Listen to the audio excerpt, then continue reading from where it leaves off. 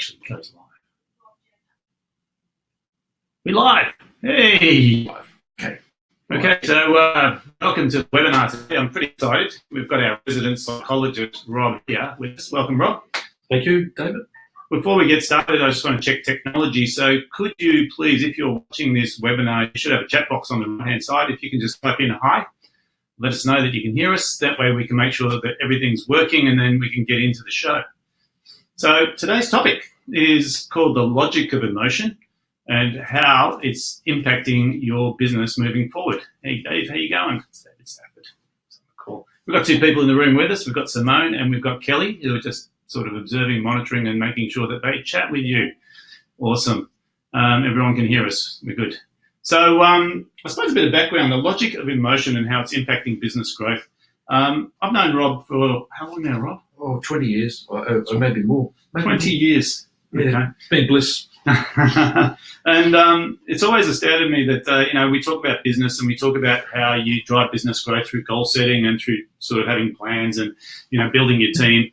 And this is all fine and well, but inevitably the thing that stops most people being successful in their business is this whole sort of thing called an anchor, which can be something emotional. So this whole paradox of logic and emotion maybe gives a bit of a background, because I know this is your sort of concept. Yep. Did you want to... It's not can be something emotional, it is something emotional. Right. And I guess, look, I developed this because I lived it. Right. And when I was a younger lad of about 33, I got separated and divorced, and I was a marriage guidance counsellor at the time. Something had to be wrong. Right. So I decided to go and look for what it was, and I found it was certainly emotional. Yeah. It was certainly me. Yeah. And I was certainly being blocked, and I certainly couldn't get out of it. Mm. I had to find a way out. Yeah. So I started looking, and that's when I decided I need to understand what emotion was doing. And it wasn't just in my relationship, it was in my whole life. And I've also found it's not just in people's relationships, it's in their whole business, everything. Yeah. Everything is an emotional block if you want it to be. Yeah. Because unfortunately, and I suppose a lot of the time we talk about if it's to be, it's up to me. And I know even Bucky Fuller used to say, you are exactly where you want to be in life. And for some people, that's not okay, because it's easy to blame the market. It's easy to blame the competitors. It's easy to blame everyone else for why we're not being successful, not only in life, but in business. The thing I love about working with business owners is that the results are truly accountable to numbers.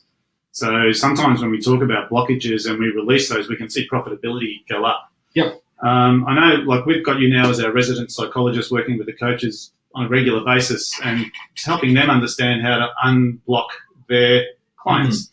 And so the thing we're going to be talking about today, which is the emotional logic cycle, is an invention of yours which really helped us understand how to track where people are at in relationships. Yep. And how to deal with those issues. So, and the relationships are also the relationship business owners have with their business. Yeah. Because that's the big one. Yep.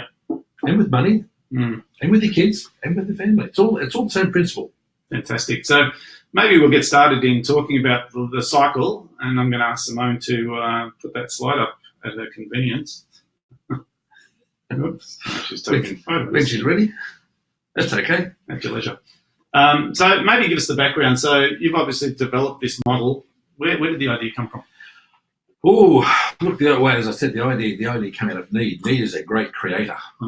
Need's a great creator. But just over the years, and one of the things I did study along the way, I looked at all different systems, and one of the systems I looked at many, many years ago was the tarot.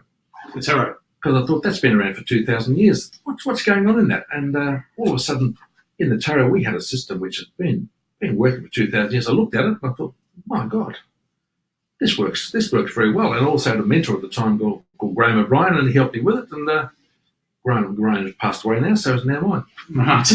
Okay, so really you've taken the tarot and brought it into the world of psychology, and then we've brought that into the world of business. Absolutely. So now while people are starting to think if this is going to be a weird one of those webinars, let's maybe go through where this all starts. So you've got this cycle up on the screen. There's a lot of boxes up there. Yep. Let's talk about what's on there and sort of how it plays out. Yeah, okay. The first one's a primal gazing. Primal gazing. Primal gazing. That's what you have when you first meet somebody. Yeah. And in a relationship, if you're with somebody, you'll no doubt you meet someone and all of a sudden you fall in love across the room. So that's primal gazing. There's no good logic reason for it. Right. It just feels right. Mm-hmm. And it just really sort of, it hits the emotional stuff, and suddenly you're seeing everything good and ignoring everything bad. Yeah. So it's impossibly good. Yeah. Absolutely impossibly good. You know it can't last, but while you're doing it, stick with it because it's wonderful, it's beautiful, and you might as well enjoy it. So I'm going to map this into a business relationship. So this could be a new client. A new client, absolutely. So primal gazing could be that they fall in love with your product or your service, or you fall in love with the idea of serving them as a client, and it's love at first sight. And that's right, and both ways. Mm. So all of a sudden, and all you're seeing is everything good. The only thing is, don't make decisions. Right. Because you're not thinking logically, not thinking in a linear logic. Okay. Remember, this is the logic of emotion. It spirals. It's different. Yeah. And as we know, most people get really, really confused by emotion because they try and make 1 and 1 equals 2. Well, in the logic of emotion, 1 and 1 equals whatever you want to make. Right. So it's not going to equal 2. So Okay. don't make decisions in the beginning, but certainly bond. Certainly do the bonding. Get to know them. Get to feel it. The whole thing. So during this sort of dating or honeymooning process, and it could even be with employees. Yep. You know, when we employ Often someone is. for the Yep. first time, Yeah. we think, awesome, we've got the perfect candidate.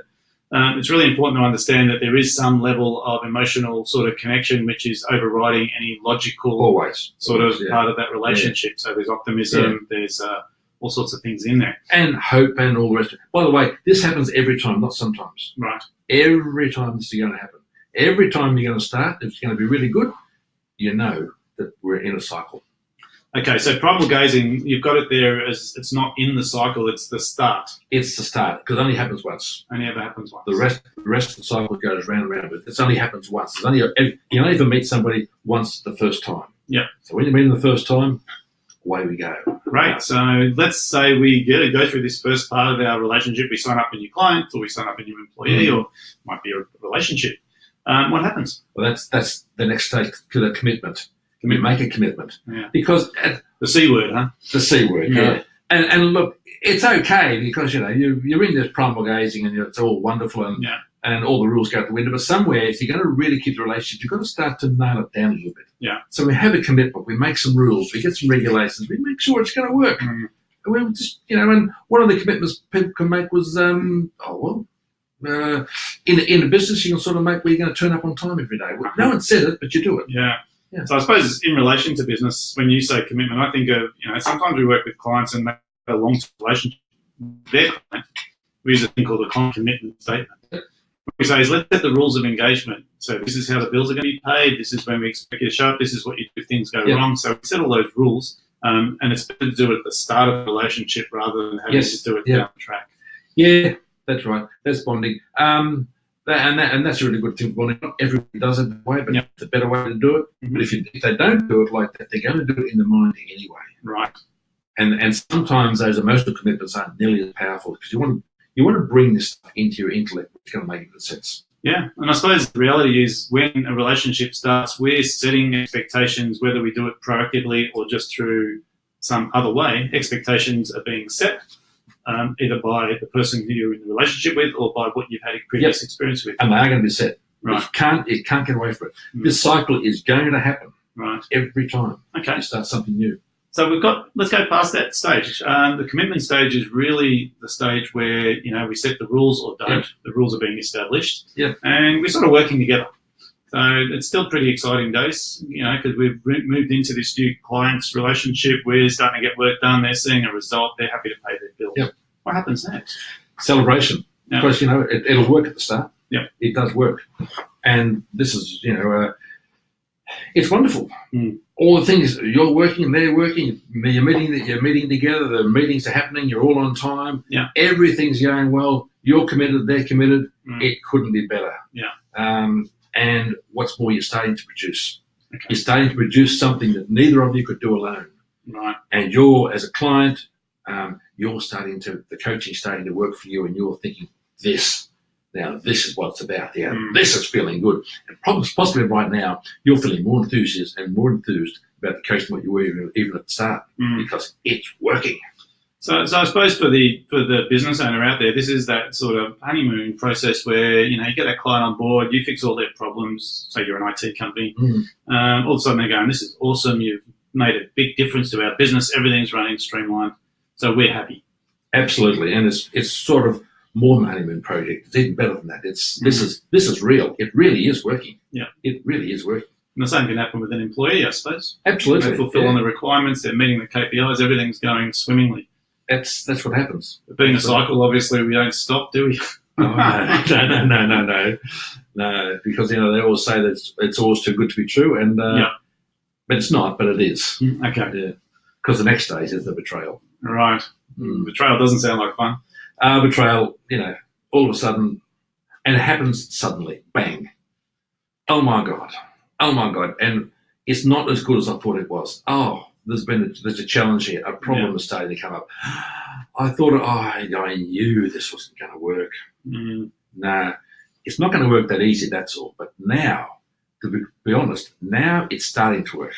Right. Because the rest, that the rest was just you bonding. Yeah. But now, can you grow? Can you make it? How well you've set yourself up in those first three three stages, how well are you going to be able to deal with this part? Because the more bonded you are, the better off you deal with it. Because you've got to work together with the coach, with the business, with whatever. You've got to work on this now. So what you're suggesting is inevitably we're going to have a client or even an employee, and we get to this stage where they're feeling like, okay, this is not going as well as it used to. The honeymoon's over. Yeah. And so now we either, like, this is often where people move on.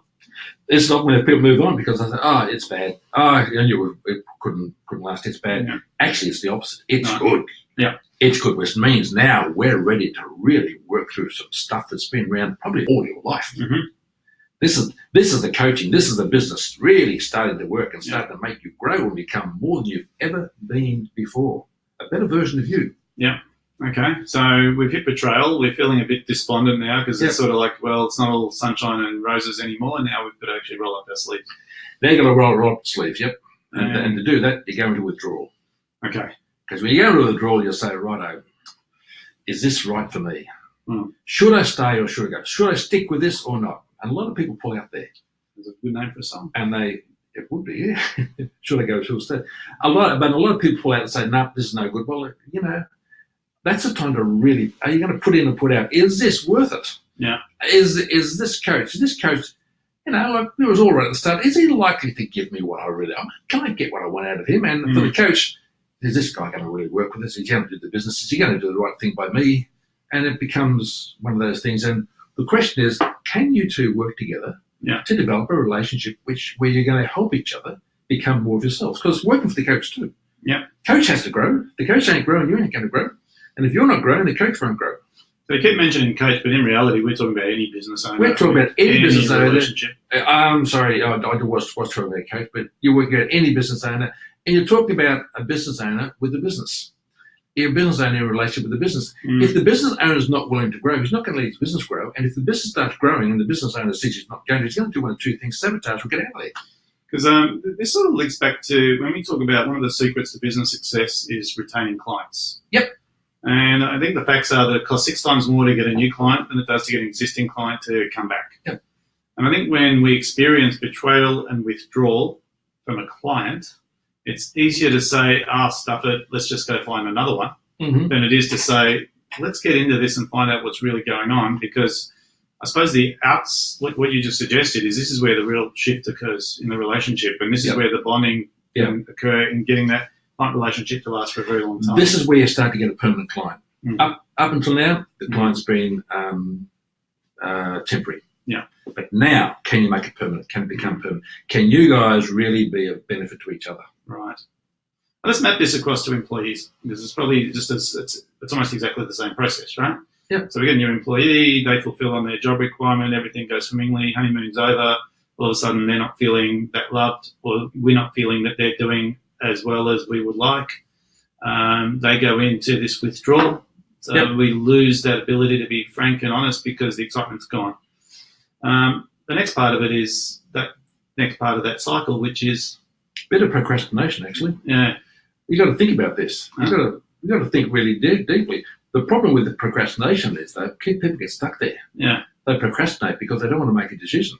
And they can procrastinate for years and years and years. Before you know it, you haven't made a decision, you procrastinate, and you're in the doldrums. The doldrums, what happens in the Indian Ocean, I think, where there's just no wind. You're just sitting there, and there's nothing worse than being in a boat and it's going nowhere. Yeah. So that's what you do. So You don't know it. in terms of the, I suppose because we're talking about employees now, if I've got a situation with an employee where procrastination is occurring, has it sort of displayed itself? Is that me not wanting to talk to them about issues that I'm having with them, or them not willing to talk to me about things that aren't going their way? Yeah, I'd say that's you and them not having the strategy to deal with it. Okay. See, people don't go through a relationship cycle because they don't have strategies. Right.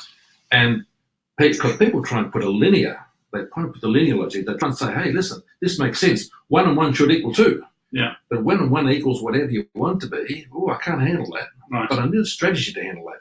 I need a strategy for dealing with emotion. I need a strategy for saying, okay, just because he's a bit peeved with me right now doesn't mean it's got to happen forever. Just because he's not going now, it could be him or her dealing to get ready to really boom, but they've got to go through this first.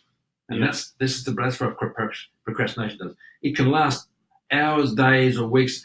In years, a lot of people get stuck here forever. Yeah. Never go anywhere. So I suppose my observation working with the business owners that I have over time is a lot of people get stuck in this. Yep. We'll change when things get better. Or when this happens, then we'll do that. So it becomes a dependency on something that may never happen, or perfectionists. Yeah. Look, what you've got to remember in when you get here is, in your current mindset, you cannot see the possibilities. Right. You can't see them. Yeah. What you can see is, and quite likely these coaches take you to the top of what you can see in his mindset. So therefore, we can't see it. And we think, I can't see what's going to happen there. I'm not going to take this next step because I don't know what's going to happen. You know what? They're right. You don't know what's going to happen. You've got to take a risk. All right. That's the risk. So fear of the unknown? Fear of the unknown, absolutely. Fear of the unknown, getting out of familiar, going into something which you just don't know how it's going to work. But every business has to go through this. Every person has to go through this. And if you get stuck, then what you do is you start degenerating downwards. You want to go upwards. You don't want to go down. It's very frustrating, this phase. Most frustrating thing of all. Because it's sort of like you're just feeling like nothing is going your way. You feel like you're disconnected from that person. You feel like either you're procrastinating, telling them what they need to do, or they're procrastinating, doing what they're supposed to do. Yep. But you're saying something worse. Yeah. They actually start sabotaging themselves. They start working against themselves. Okay. Not really why, not knowing why, but they start just doing things which aren't going to take them forward and cannot possibly take them forward. Right. But they do it because it makes them feel safer. They want to stay. They want to try and stay. Okay. Frustratingly, want to stay. It's a shocker. Interesting. So it doesn't sound like it gets any better after procrastination. No, because then when you go, this is the real reason why people procrastinate, because they know that if they're going to break through procrastination, they've got to face their demons. Yeah. And you don't want to face your demons. Right. You don't want to face your demons. Everybody wants to avoid the demons. But you know what? It's the most growthful time of all. This is where you really get it. Right. This is where you say, whoa, I can now become more of myself. But you're going to be out of control for a second. Yeah. Because you're not going to quite know what's going on. Yeah. Why? Your whole mindset changes. What used to be the top of where you can achieve now becomes the bottom. And you break through there, and all of a sudden, whoa, it's, how do I handle this? I've never been here before. Of course you haven't. Of course you haven't. Because this is what's called growth, development, evolution. This is called you making your business do what it's supposed to do for you. This is called you becoming more of yourself, a better version. So really, like when we talk about demons, it's really that sort of place where you don't know what's going to happen. No. All you know is that there's something that's been holding you back for a long time. You're about to look in the mirror and you're about to sort of work through this, so you're facing it. It's like people, if someone all of a sudden gets double their income. Yep. Up come the demons. Yep. They'll try and get rid of it, and they do. Yeah. So that's self-sabotage, right? That's self-sabotage. And so procrastination is avoiding the demons. Yep. And that's just stalling. So that's like being in a nowhere place. Yeah. And then facing the demons is actually pretty ugly by the sound of it, but it's where breakthrough occurs. It's where breakthrough occurs. Who do I have to be to accept this double income? Yeah. That's the question. That's the only question you ask yourself. Am I willing to go with it? Am I willing to just allow myself to come in? Because you don't know what you're doing. Yeah. But what I've got to stop doing is defending myself. I've got to start talking about it. I've got to stop pretending it's not there. I've got to stop denying it, and I've got to go with it and just go with the flow. And I've got to trust, and I've got to have faith. All those things, my God. I think I'd rather procrastinate, wouldn't you? Because it's safer. It seems to be. Or withdrawal. Yeah, or withdrawal. Just go all that stuff. home and lock myself in my room. Yeah. But if you're going to have a successful business, you must go through this in some ways. Okay. If you've got strategies, it's easy. If you don't have strategies, it's hard. You keep saying if you've got strategies, but I don't really understand how that plays out. What do you mean? Oh, strategies. You've got to be able. It's like if you've got a problem with your manager with an employee. Yeah. If you can't talk and listen, that's a strategy. Yeah. It's not going to work. If all of a sudden you want to yell and scream and say, "Get on with that," Yeah. and the employee doesn't work, well, what are you going to do then? Or if So- the employer says, "Well, I'm not going to talk to you," So just to clarify, when you say strategies in employment, it would be things like having regular meetings. It would be having performance reviews. It would be making sure that they're measuring their performance through Yeah. some sort of KPI. So strategies are just tools that you can use to facilitate going It'd through also these be- cycles. giving them permission to speak their mind. Okay. It'd also be a strategy of you listening. Yeah. As in Stephen Covey says, listen first to understand. Yeah. Listening to them. Yeah. Rather than telling them what's going on. Mm. It's also can be a strategy can be, okay, send someone outside, let's get some mediation and something like that. Yeah. In business, it can be, what strategy do you are you going to have to allow this money to stay with you? Because a lot of people, the strategy is soon to get more money, the strategy is to spend more money. Right. That's not a good strategy. Okay. Why not try investing more money? Yeah. And the reason I don't do that, because if I invest more money, I've already got too much. I've already got more than I've ever had. Yeah. If I invest more, I'm going to get more. Oh, no, I can't. No. I don't want to do that. No. Just allow. Go with the flow. You say the word allow as if it's just letting go. It is. It's just letting go. But it's letting go, but it's almost allowing you to trust yourself, because I really believe your intuition will tell you exactly what you're supposed to do. Okay. And if you go with your intuition, which is sometimes scary because sometimes it goes against what you know, you go with your intuition and allow that to happen and just trust yourself, trust your own intuition, Right. trust your ability to go forward and develop and become the version of yourself you want to be. Trust. So you talk about intuition, and we're talking about emotional logic. Yeah. What's the difference between emotion and intuition? Because sometimes my gut feel is to react to a situation based on I'm scared. Yep. Is that intuition or is That's that emotion? emotion. Right. Emotion is usually fear. Intuition is almost like it's giving you another path. There's the way forward. You think I can take it or not, but emotion says, "Don't you dare go there. Right. Don't you go there." It holds you back. Okay. So the distinction really is an emotion is something that's either fear or excitement. Intuition is more of a Like an inner message that you're giving to yourself, right. an inner knowing. It's just you just know. Mm. And sometimes people think, "Well, how can I just know?" Don't ask the question. Just trust yourself. Yes. You just know. Okay. Difficult to comprehend. Actually, the science is catching up with it. Okay. The science is finding. There's two things the science is finding. Number one, your heart can pick up information and hears things 1.5 seconds before the brain. Yeah. And also, they've been doing experiments with intuition, and they're getting people to be watching photographs on a video. Yeah. And they've been having one or two people in there, and they're finding that the people are reacting about 2 to 3 seconds before they see the video, before they see the picture. And if they're a couple and they're connected, it's sometimes 6 to 7 seconds before Well, they see the picture. they see They the react picture. to the picture of what And they see. there is no scientific reason. Of course, Yeah. there's three types of intuition. That's the one called non-local, and that's the big one. That's exciting because what I'm saying is, are you game to trust this thing that you've got this inner knowing? You've got no way of knowing that you know it, but you just know it. So now we're getting into high-level weird stuff. We're getting high level weird stuff. Ask any mother, they'll tell you. And ask most business people who are successful, because most business people who are successful, they cannot logically explain every move. Yeah. They can't explain it. They've just done it. So when you It talk feels about like trust, and I suppose this is an important part, is trusting your intuition, is saying there's no logical reason why this is the right It doesn't thing. have to be. No, it But we doesn't know have it's to the be. right thing because... It feels right. Okay. You just had this inner knowing. It feels right. That's about as scientific as I can get, because that's as scientific as the science are. But it feels right, and that takes a lot of courage. Right. That takes courage. But Okay. and the thing is that if you do that and it doesn't work, you fix it. Yeah. You fix it. That's okay. You just fix it. So really what you're sort of explaining here is we're using these sort of stages of this cycle just to sort of navigate the noise of the emotion. Yeah. Because what you're saying is emotion is a lot of noise, and it's not necessarily real. No. It's just how we react to certain things. Yeah. And we're using intuition as a guide. And we're saying, well, there's a cycle, which means we're going to go around again anyway. Yeah. Which means it doesn't matter if we hit winter, because after winter, there's always spring. Absolutely. And spring is where, and that's when you break through. Yeah. You know, and you break through your resolve, and you've just allowed, you've done all the stuff, you resolve. And now all of a sudden the opportunities just turn up. You don't even think you're looking for them. They just come to you.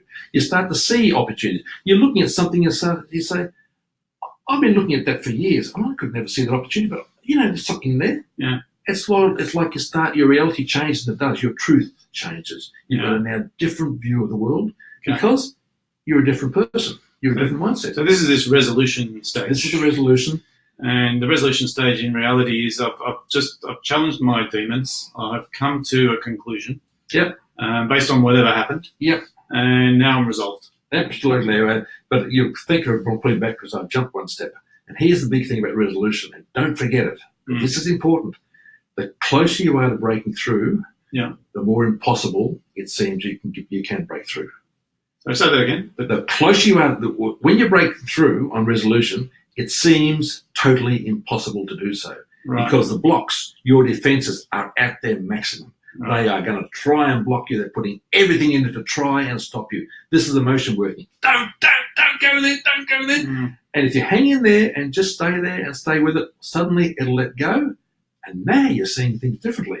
But what a lot of people do, they get to the stage and they, no, okay, it couldn't work because I know it just couldn't work, and they break down. And next thing you know, they're right back in the cycle and nothing's happened. That breakthrough, you've got to really hang in there. Right. So how I would map this across is we talk about perturbation. Yep. Or the process of going through a breakthrough, which is when you are breaking through, you're feeling pressure. Yep. And when you feel pressure, there's a couple of ways to deal with pressure. Yep. And one of the most common ways to deal with pressure is to remove it. Yep. And we remove it through either medication, or we remove it by running away, or we remove it by just going and, procrastinating. Actually, removing it, I'd say blocking it. That's all blocking. Yep. Thank you. Yep. Blocking it. Yep. And by doing that, then we don't have to deal with the issue. No. What you're telling me is that when things are most bleak is when the breakthrough is imminent. It's the only place you're going to break through from. Right. Right at that point. That's why people don't break through. And by the way, when you're breaking through, for once in your life, it's okay to be stupid, because that's what it does. You feel stupid. You're doing things you think, I'm being stupid here, but you're not, because it works. Okay. But the stupidity, some of my stupid moments have been my biggest breakthroughs. Okay, so really, like, the resolution is sort of saying I'm happy with being stupid. I'm willing to allow myself to be stupid. Yep. Yeah, I'm willing to go through this process because I'm here anyway. Yep. And I might as well go forward instead of backward. Yep. Because then at least it's done. As opposed from saying, no, not going there because I can't understand. I want more information. I want to know what's going on. Yeah. Then as soon as you do that, you're back in procrastination. Yeah, gotcha. Yeah. Okay, so you can go backwards through this cycle by regressing. Oh, you can. And a lot of people do. They get to resolution, go back. Get the resolution, go back. Nothing changes. Round the same place. And they think, why? Why me? Why? Every time I almost get more money, as soon as the more money comes in, next thing I know, I haven't got it again. It's gone. Yeah, we say that all the time when we talk to people in business. They go, we'd love to work with you, but, we'll do that when things are good.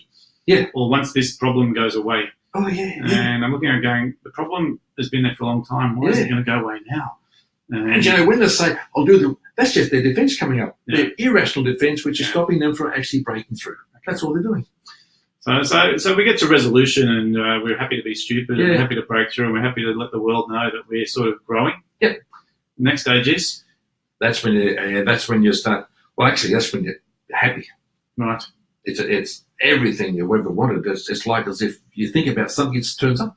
Isn't happiness aspirational for a lot of people? It can be aspirational. Look, happiness is when you're going forward. Happiness is not being problem free. Happiness is when you're dealing with problems. Right. And if you're going around it, you're being happy. If you're stuck, you aren't happy. Happiness is, I'm going forward. I'm getting more. I'm becoming more of myself. I'm really starting to feel much better. And I'm feeling really, really happy. And what's more, opportunities are turning up. I don't have to do anything for them. Right. They're just here.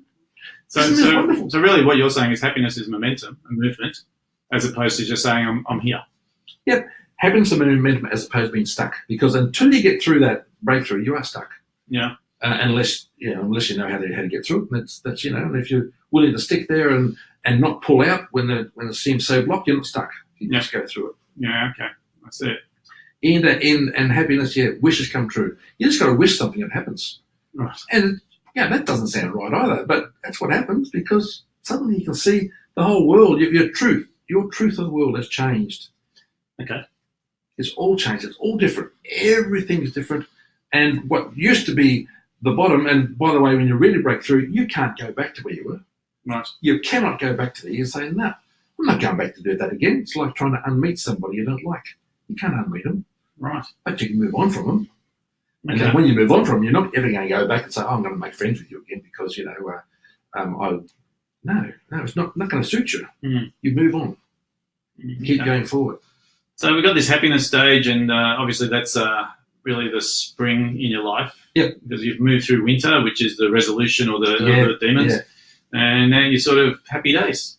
Happy days, new opportunities, new things are coming in, Mm. and you become attractive. Become attractive. You become attractive. Wow. Thought You had to get a become attractive. makeover or something. Absolutely, it is. And people want to be around you. They want to get a piece of this energy. They like being with you because they think, oh, this is the person going forward. I like this. I want some of that. And they want to start working with you, and they want to start knowing. They want to know what you're doing. And So let me get this right. So you're saying to become attractive, you don't go to a plastic surgeon, right? You go through this cycle. You have to go through the demons. You have to break through and be stupid, and then you become happy and attractive. yeah, Let me just that's what I'm saying. just want to clarify. That's really putting the model like and plastic surgeon. Well, you can see the plastic surgeon. That might make you happy for a couple of weeks, but actually it doesn't. It's It's pretty crazy after a while. more like primal gazing. And look, that's almost like that's trying to take a shortcut. Yeah. Plastic surgery is a strategy unlikely to bring you the happiness you're looking for. Okay. So I suppose, and mapping it back to business, a lot of people are looking for the quick fix, right? Yeah. And the quick fix is neither, right? Because inevitably there is no shortcut. The shortcut to being successful in business is to stop looking for the shortcut and start doing the work. Yeah. And recognizing there is a cycle. Now, what you've done today very successfully is said this is an emotional cycle, not a logical cycle, and you need to go through it. Yeah. And you could skip a couple of steps here, but inevitably you're going to hit a couple of brick walls as well. Yeah.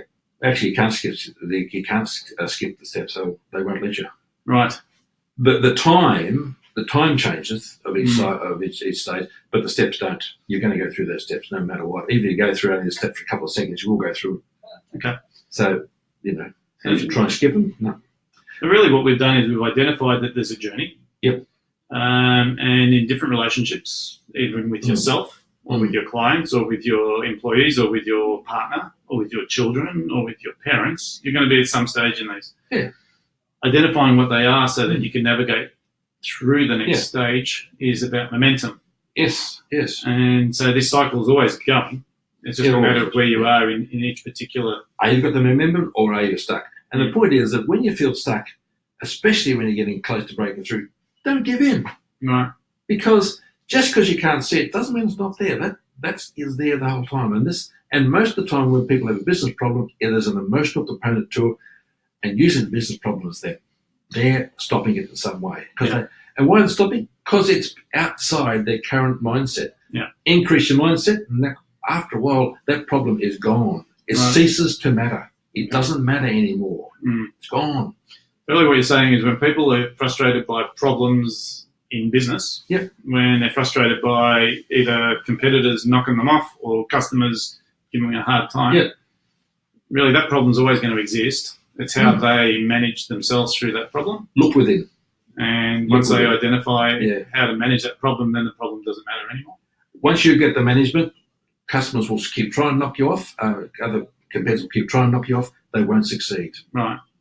But if you haven't got it, they'll keep knocking you off, all right? They'll keep knocking you off. See, what people don't realise is that there's almost a system, a mechanism within us, which keeps us to within what we can really manage. So if we allow ourselves to become a greater version of ourselves, then we can allow more stuff to come in, and it comes in straight away. It just piles in. Awesome. That can feel really scary sometimes.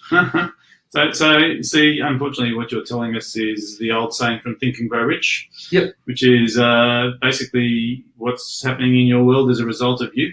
Yes. But what I suppose you've demonstrated is there is a sequence of events that occur, and when things are at their bleakest is when things are about to turn around, and we can back off from the pressure and stay in that sort of procrastination, or we can just break through and say, well, I might look stupid going through this, but I'm going to grow. All you need are the strategies. That's what people lack. They lack the strategy, the know-how. If you have the strategies, you can break through anything. So you keep talking about strategies. Yeah. Where do people go? Well, they can come here, they can come and see me.